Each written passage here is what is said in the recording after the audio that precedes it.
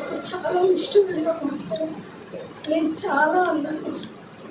నేను తర్వాత చాలా క్షమించమని చెప్పాను.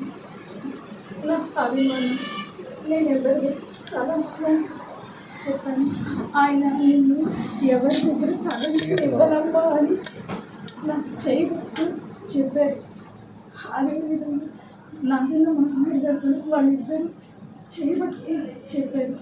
నేను అక్కడి నుంచి వెళ్ళిన తర్వాత అందరూ చాలామంది నేను ఓదార్చారులే, వెళ్ళిపోయారులే అన్నారు. నేను వీడియో చూస్తే చాలా షాక్ అయిపోయాను. నేను మాట్లాడిన ప్రతి మాట ఎట్లా గుర్తుపెట్టుకున్నారో నాకు అర్థం కావట్లేదు. నేను మాట్లాడిన ప్రతి మాట చెప్పారు. అంటే అది గుండె హత్తుకుంటేనే కదా చెప్పుకుంటారు.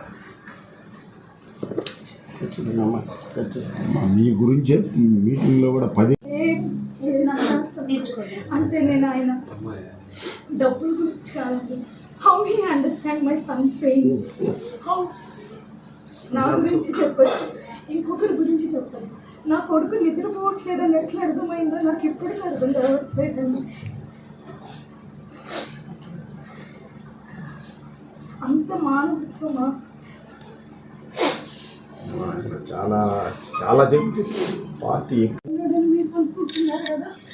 ఆయనకు అర్థమైంది. రోజు రాత్రులు వాడు నానా నానా నువ్వు తీసుకోరా అమ్మా, నువ్వు తీసుకోరా అమ్మా అంటు పెద్దవాళ్ళకి చెప్పలేదు. నిద్రపోయి ఎన్ని రోజులు అవుతుంది, కళ్ళు లేవు.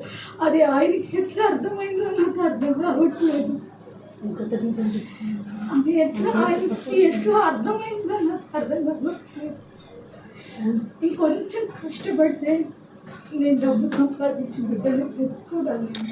మా బాధ ఎట్లా అర్థమైందో నిజంగా నాకు అర్థం కావట్లేదండి. అంటే he's on my shoes. I understand that he's on my shoes. నాతో ఉండే వాళ్ళకు కూడా తెలియలేదు నా కొడుకు రాత్రి నిద్రపోవట్లేదని. ఆయనకి ఎట్లా అర్థమైంది? మీడియా అంతా నా కొడుకు చాలా స్ట్రాంగ్ అనుకుంటున్నారు. నైట్స్ వాడు చేసేది నాకు ఒకటే తెలుస్తుంది.